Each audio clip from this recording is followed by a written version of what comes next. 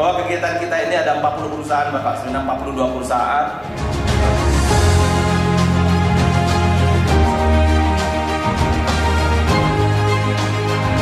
Yang kami hormati juga para kepala OPD yang hadir di sini.